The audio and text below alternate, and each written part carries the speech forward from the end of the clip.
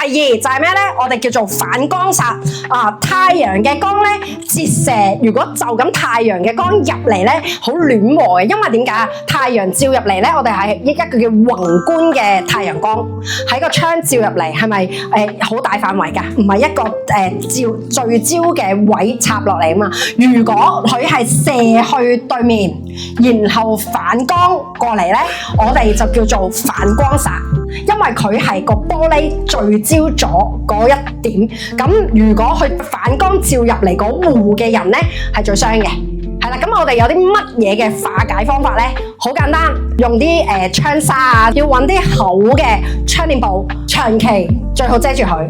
即係佢差唔多射入嚟啦，我個位夠時間啦，嗰個鐘數啦，射入嚟啦，就一定要拉埋佢。但係如果長期咁樣拉埋佢咧，成間屋咧其實係冇陽氣嘅。所以點解我哋有陣時話要陽光要照入嚟咧？